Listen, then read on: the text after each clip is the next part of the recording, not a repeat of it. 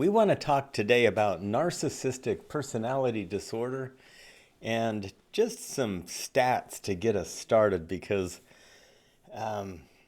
there is so much misuse of personality disorders like narcissistic personality disorder and borderline personality disorder, almost to the point where there's rumors that they're going to remove it from the Diagnostic Statistical Manual of Mental Illnesses. Now, as of right now, it's still in the ICD-10 and the DSM-5. The DSM-5 TR is coming out, and early there was rumors that it was going to be removed from that. I'm not so sure that it actually is, because they have found some realistic evidence that there is such a disorder. However, I want you to think about all of the times you've had someone say, my husband's a narcissist, or my son's a narcissist, or that my wife's a narcissist. Like literally in Washington County right now, we've got about 192,000 people in all of Washington County, Utah, okay?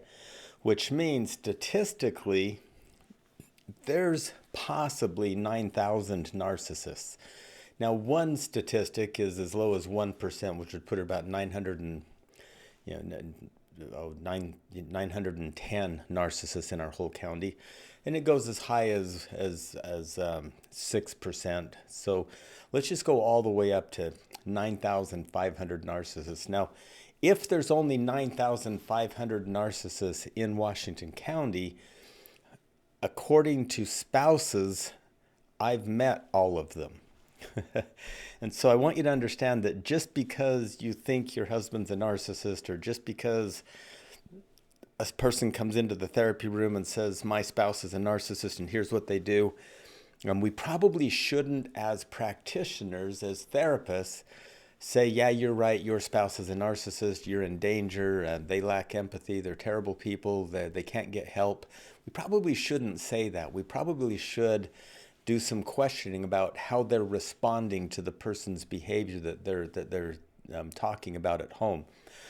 So really, rule number one is not everyone is a narcissist that's mean. Not everyone's a narcissist that's selfish. Not everyone is a narcissist that has a high sense of self and puts other people down. Okay, they might just be selfish, right? They might just be into themselves. They might be overusing cocaine or meth and just have this real kind of haughty attitude about them.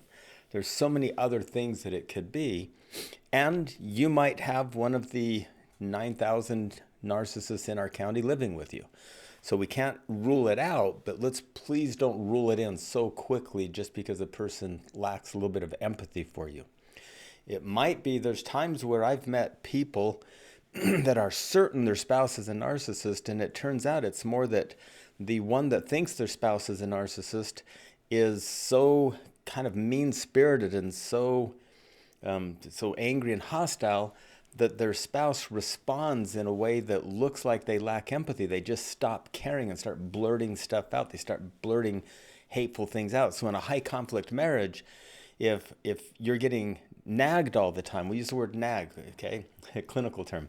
If you're getting nagged all the time and you finally get fed up with it and start fighting back and start telling them that they're dumb and you lack empathy for how much work they want you to do, and you are taking advantage of them by maybe trying to get even with them for your perception of their nagging all the time, you can look pretty narcissistic, but so can the one that's calling the other person a narcissist. So there's times in my office where I'll wonder, like, if someone comes in adamant that their spouse is a narcissist, it might be that that person sitting in front of me is the actual narcissist, or it might be that there's not anybody in the whole system with narcissistic personality. They're just reacting poorly to each other on a continual basis. So really, if you think about it, somewhere according to the DSM-5, that's the Diagnostic Statistical Manual, this is a funny stat, somewhere between 0 and 6.2% of the population is narcissistic.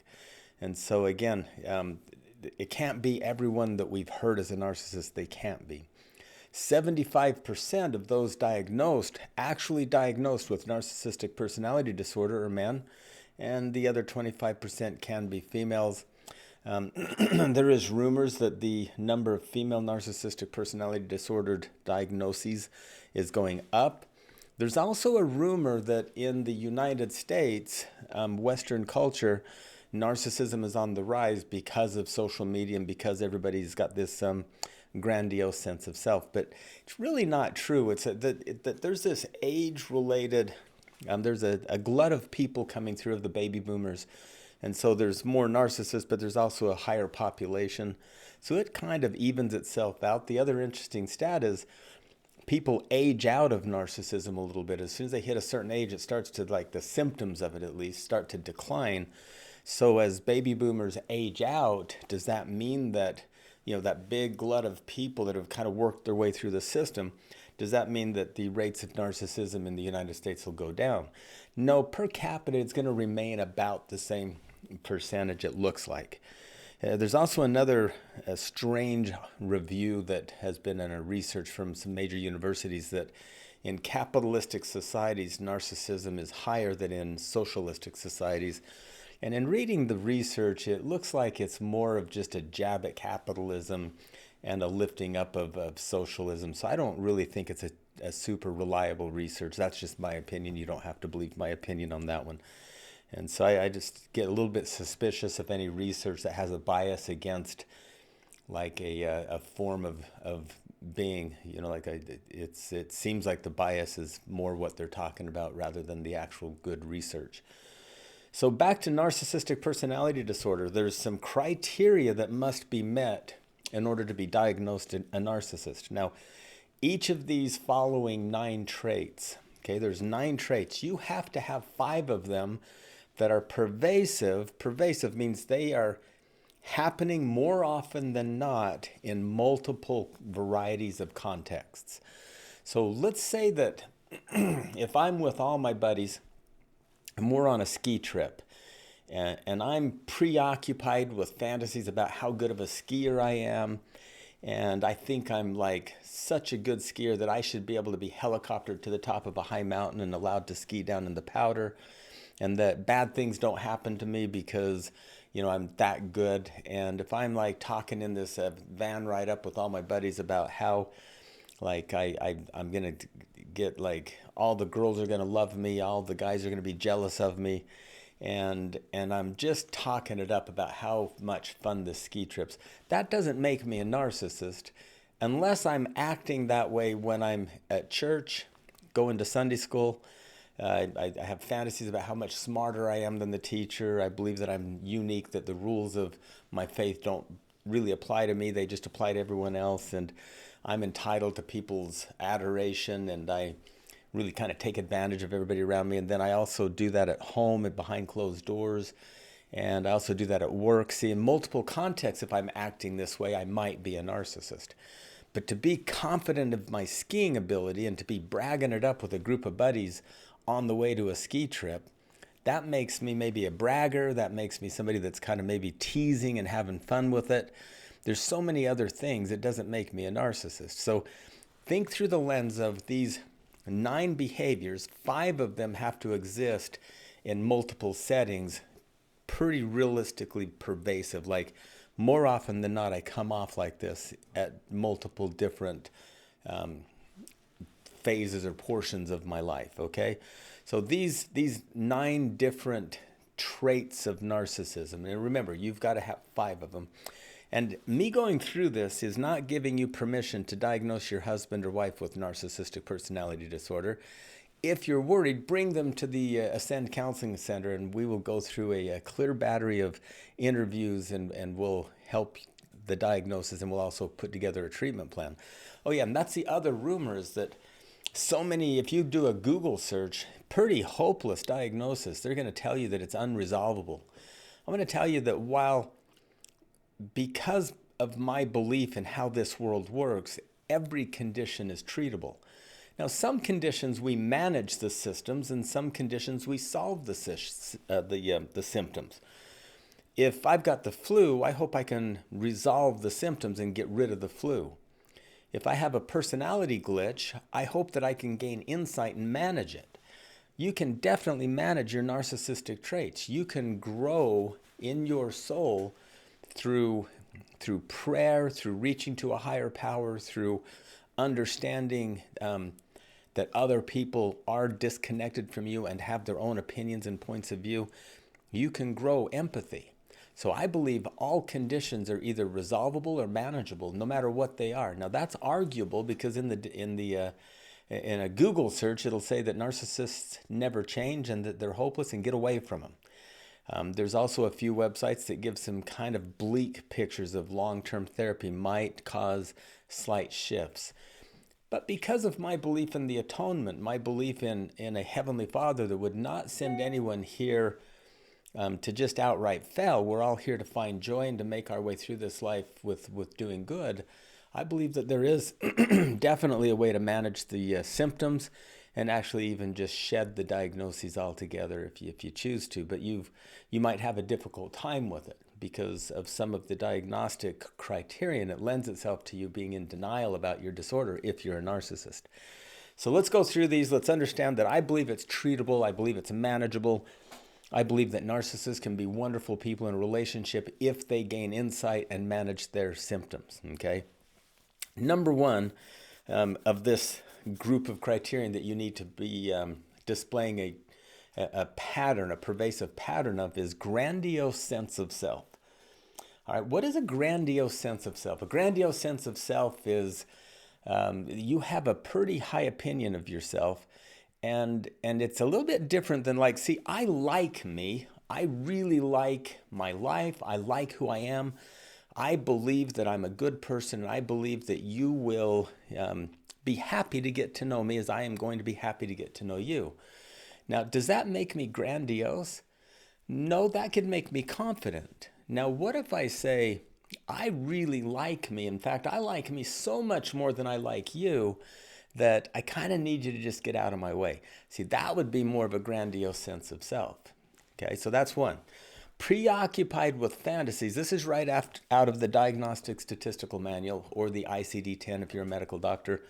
A preoccupation with fantasies of unlimited success, power, brilliance, beauty. This person believes they're the ideal love. So remember, a belief that you're beautiful doesn't make you a narcissist. A preoccupation with fantasies about how beautiful you are and how people are so lucky that you grace their presence, that might be a problem. Number 3 criterion, a belief that he or she is special, unique. This is the person that does not believe the rules belong to them. Now, we're driving down a snowy road, Chris and I, and I'm going 60, 65. Speed limit's 80, so I've slowed down a bit. Chris says, you better slow down, the roads are slick. And I go, I know how to drive on slick roads. I grew up in Idaho. She reminded me I left Idaho when I was 7 years old, so I probably didn't have a lot of experience driving on freeways, on slick freeways. See, in my mind, for that 1 second, it's like I was unique because I lived in Idaho, and I have this special power that ice and icy roads and black ice won't have an effect on me. Now, that could be seen as a belief that I'm special or unique, that icy roads will not affect me like they'll affect all those other drivers. Now, the fact that I bragged about being good at driving in the snow doesn't mean I'm a narcissist. But what if I live my life feeling like I'm above the law?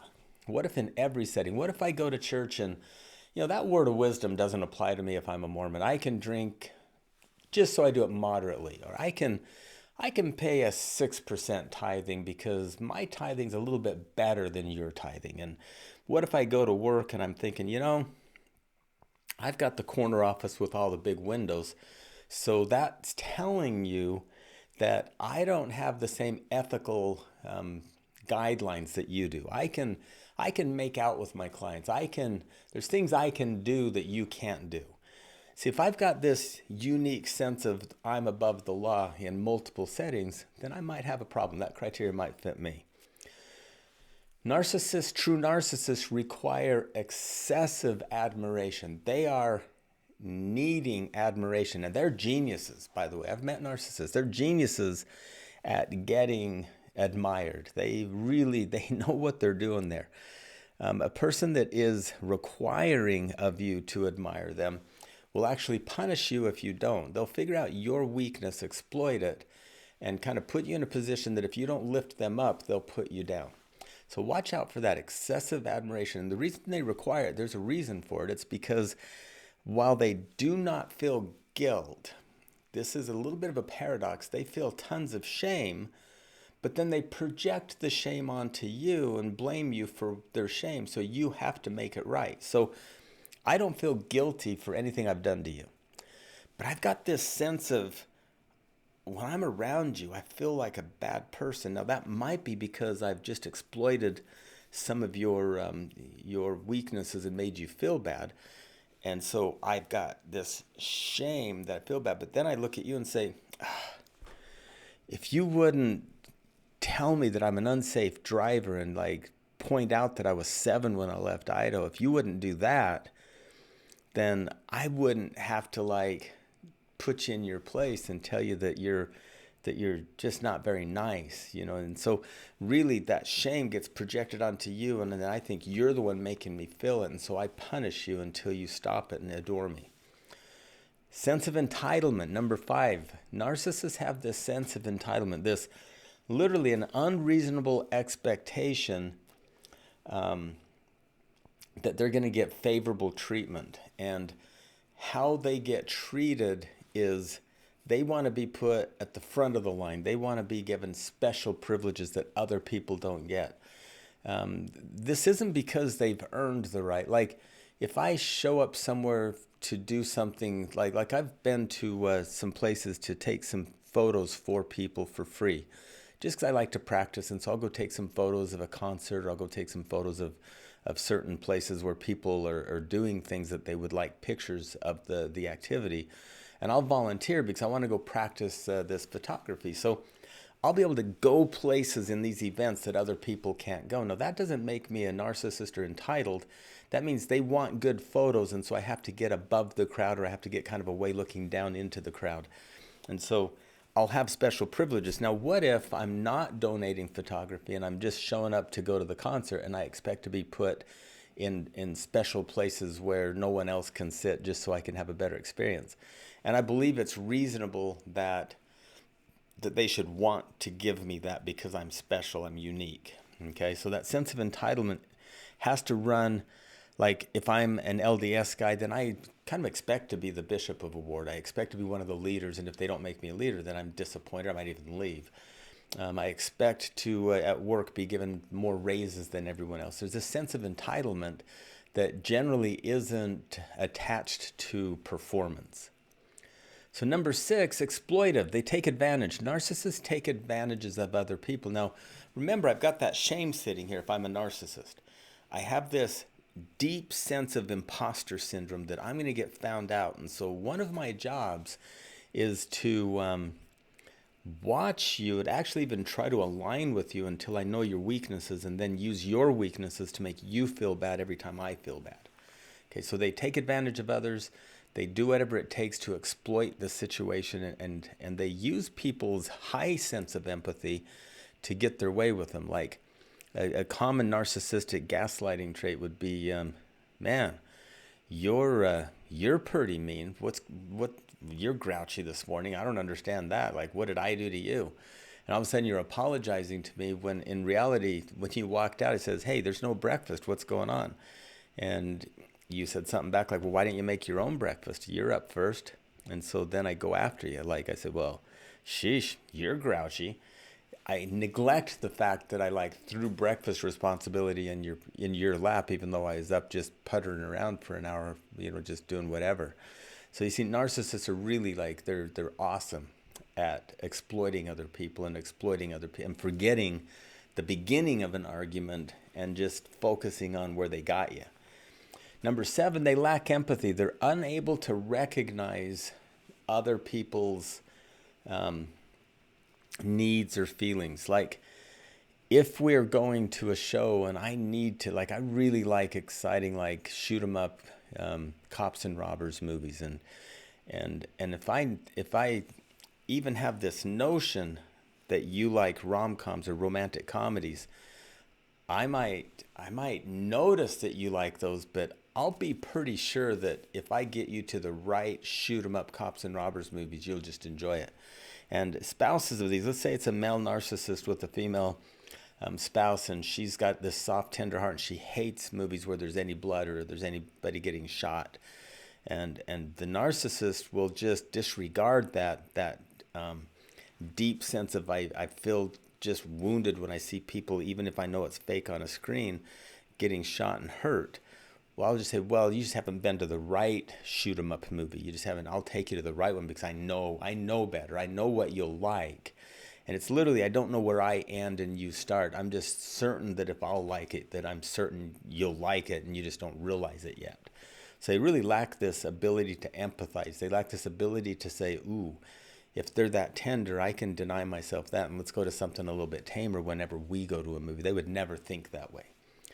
Narcissists are envious of others. So here's another one that's projected. So you might, as a narcissist, like look up to certain leaders in the workplace or in your faith or in the community, but then you're assuming that they're also envious of you. You project that out and say, well, they think I'm more awesome than them because I am. And then number 9, they're arrogant, they're haughty, they have this kind of, so confidence is I'm really good at what I do. Arrogance is I am so much better than you at this.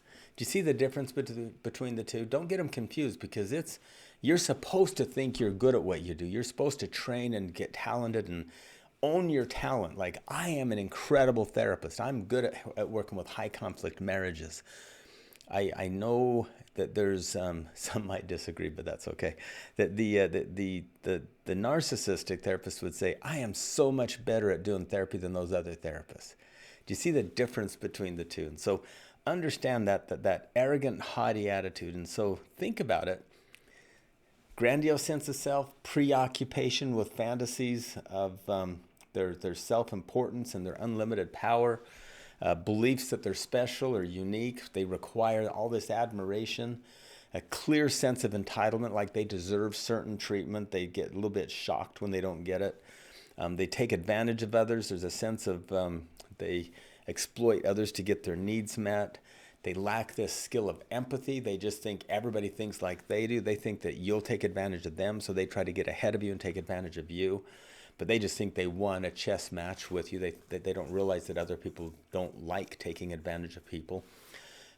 Again, lack empathy. They are envious of others, but they also believe everybody envies them. They believe they're really important, and they're arrogant and haughty. So they have to be 5 of those things all at the same time in multiple settings. So as you can see, if you look at those 9, I would say that I think I'm special quite a bit, and I love getting compliments from my wife. I love it. And so I'll sometimes like brag about myself to her so that she'll give me compliments and admire me in that. So does that make me a narcissist because I have 2 of them? No.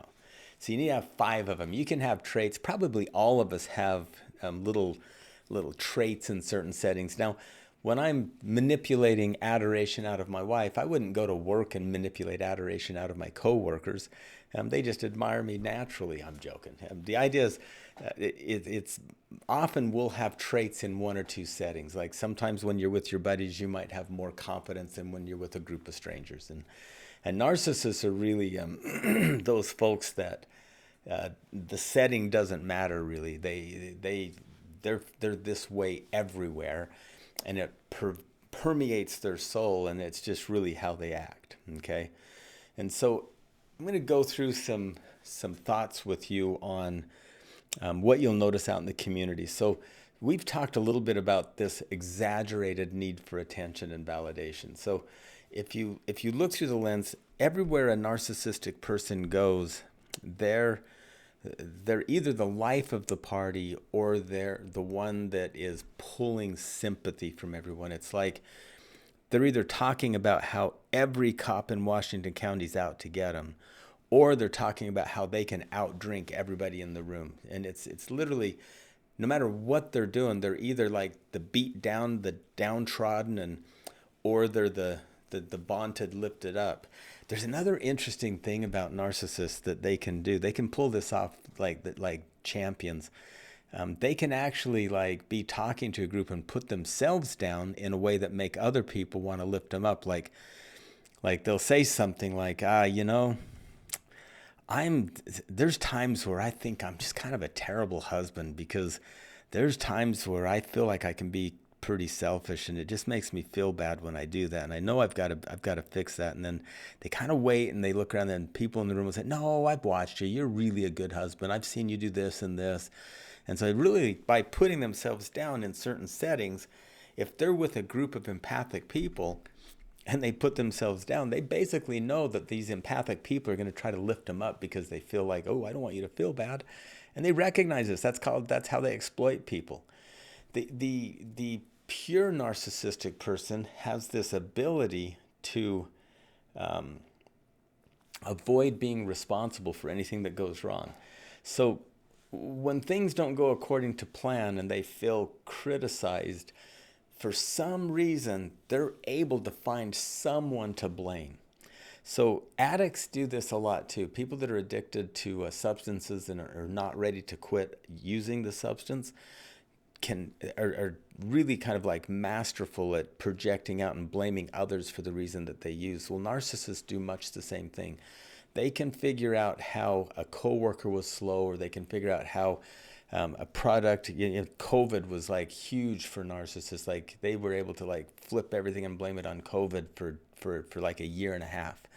And so they lack this ability to take responsibility. Now, if you think about it, it takes a pretty strong person to say, "Yes, the buck stops here. I'm in charge. It's my fault. I'm going to take my lumps." You have to have pretty strong ego strength in order to be a strong, accountable person. Narcissists are not strong people inside.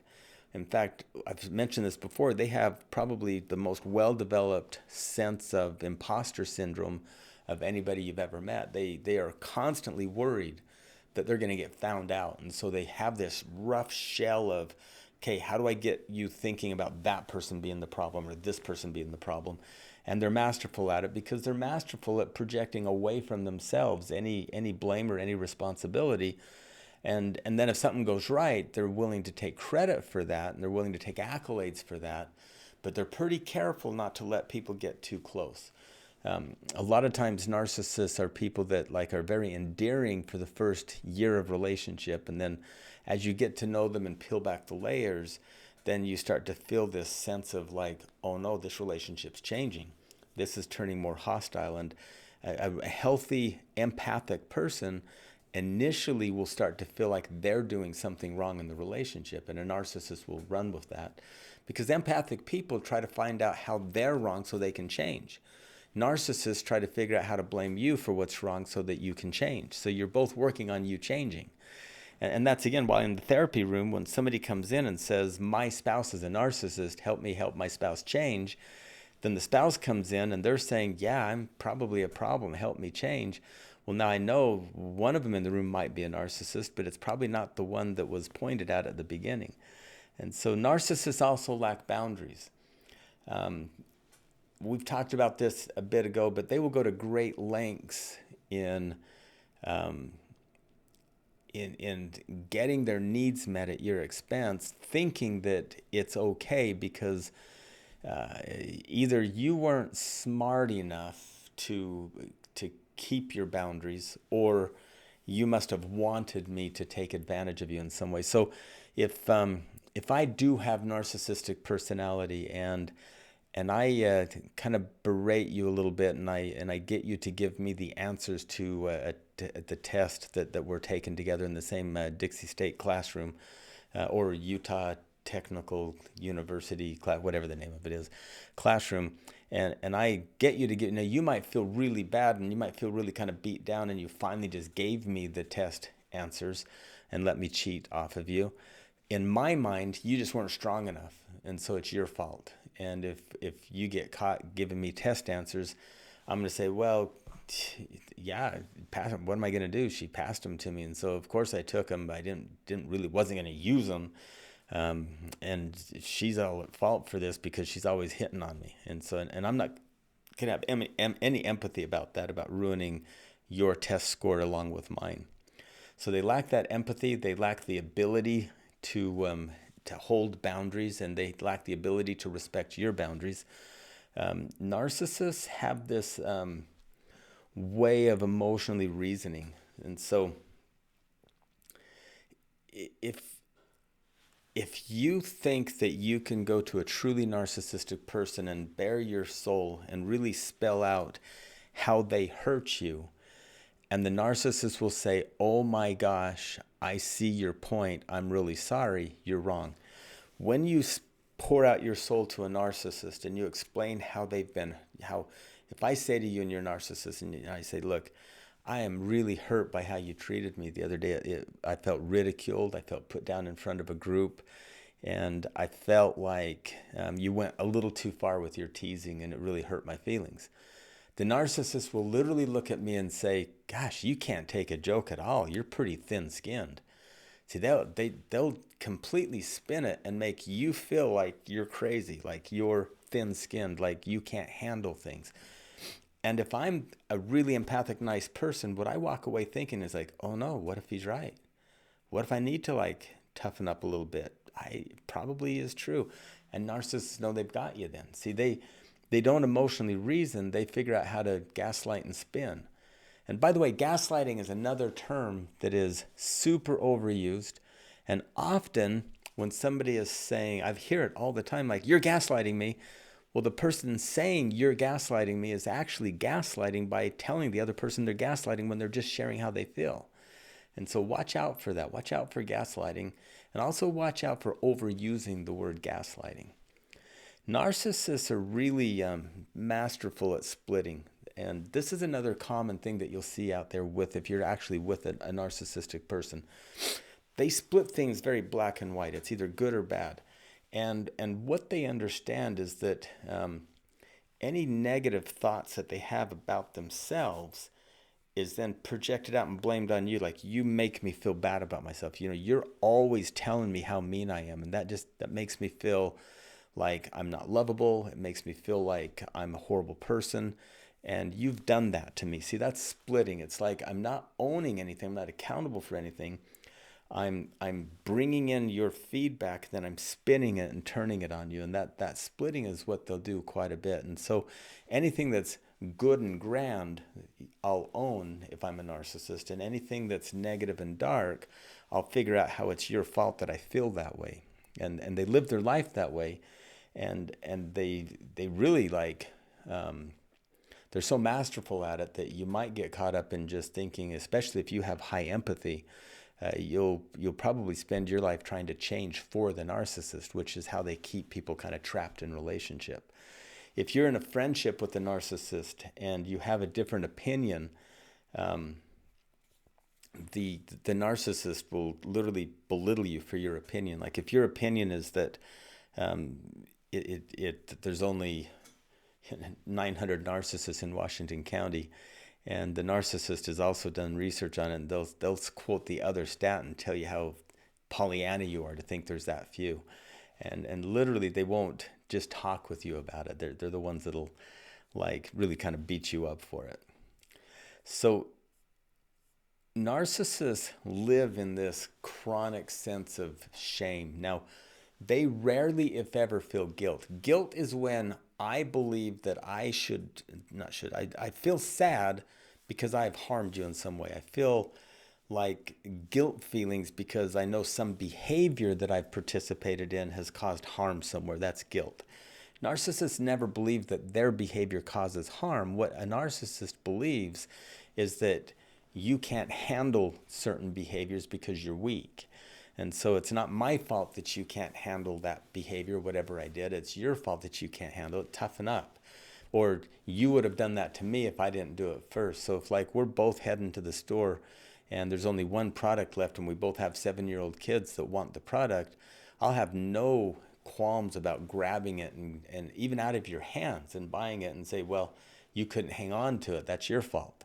It won't be that I grabbed it and ripped it from your hands inappropriately because you're not going to fight me in the store. In fact, narcissists are pretty sure people are not going to fight them in front of people in the store just for, just having good social skills. So they'll take advantage of that. And then in their mind, you would have done that to them, so it's okay. There's no shame in that. There's no guilt in that. You have the problem. Now, narcissists, this is the paradox we talked about. They believe that there's something wrong with them. Okay, so they don't feel guilt. They have this grandiose sense of self, but there's this imposter syndrome going on where deep down inside there of their soul somewhere, they believe that at some level, something's wrong with them and that you're going to figure it out. And so think through this lens of a narcissist walking around with shame, fearing that you're going to see their gross parts. And so they figure out a way in nanoseconds to make it your fault that they feel that way. So let's say that I am a little bit overweight and narcissistic, and you pat my belly joking because we're friends and say, well, you put on a few pounds. Immediately, I'm going to say something like, I can't be your friend if you're just like, you objectify me, you're the rudest person. I would never do that to you. I can't believe that. And you might be thinking, well, yesterday you were making fat jokes about me all day, and so I thought we had this little camaraderie, but I'll go after you and make you feel horrible, and you'll be apologizing for patting my belly. And that's just how they live in exploiting your empathy, and whatever they feel a little bit of shame about, they make you the problem. Like, it's people like you that make people like me feel like bad about themselves, and it's just like, you're just not a good friend. And it doesn't matter that I was calling you names yesterday. It doesn't matter because, see, you have to have thick skin and take it. I don't have to have thick skin and take it. You need to be kind and adore me all the time. So they hide all of that and project it onto you, almost like you're this walking screen for everything that I feel that's wrong. I'm figuring out how you exploit it and make me feel this way, and it can't be true. It's your fault that I feel this way. So they have this inability to be vulnerable because of that. So they'll never say, I know I need some help. I need a trainer. I would like to go to the gym, but I just feel like I don't have time, and I just need somebody to help me with time management, maybe a trainer to help me know what to eat and how to work out. A narcissist would never say that out loud. They would say something like, I am probably the best at fitness, and I'm probably like, I've been an athlete my whole life. The reason I can't work out is because I've got this stupid boss at work that won't give me the time off. I've got a wife that is constantly on me about chores that I've got to do to the point where it's not worth working out. And then people like you talk about how I'm overweight, which then just makes me feel all this like, what's the use? Like, I might as well just put a gun to my head and get over this life. And next thing I know, you're apologizing, and then you're thinking that I've got a mean wife and a mean boss, and that my life just kind of sucks. And now I've won. If I'm a narcissist, I've got you then. And so they don't work as a team with others. They work as okay, I'm in this group. What's in it for me? So everything's transactional. If they're in a group process, a marriage, a family, a classroom, a work experience, a group of buddies, the only time you'll catch a true narcissist, participating in a way that's giving is if there's something in return that they can get, either power, control, product. There's something in it for them. So as you can tell, this personality disorder is pretty tough. It's pretty tough to live with, pretty tough to look at. It's tough on the narcissist because they go through life on guard all the time. That's got to be tiring. They spend a lot of time defending themselves in unhealthy ways, but they get so good at it that's like breathing. It's like oxygen to them. And I just want you to, like, as both community members and practitioners, be really wary. There's two big rules. If you're going to diagnose a narcissist, you have to sit with the person being diagnosed and interview and test. You can't talk with a spouse that's telling you about a spouse that's at home and tell that person, yes, your spouse is a narcissist. Like, that's the most inappropriate thing I ever hear, and I hear that quite a bit.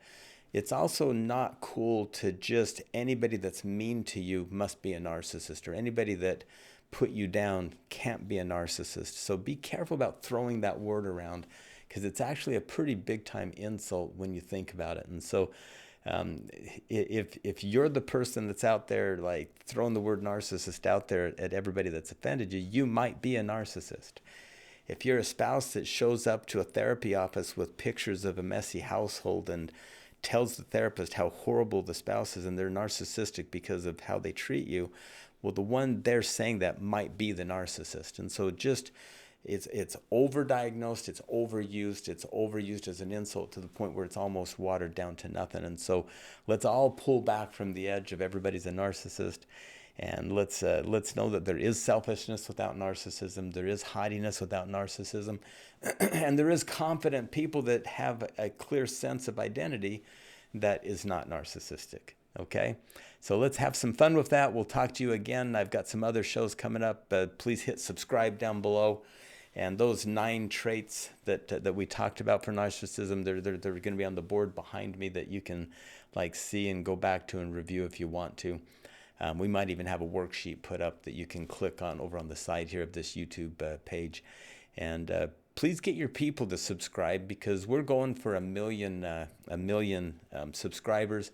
And we've got, I think, 7. I don't know, we might have more than 7 now. But anyway, we're shooting for some pretty high numbers and could really use your help. All right. Thank you tons. Talk to you again.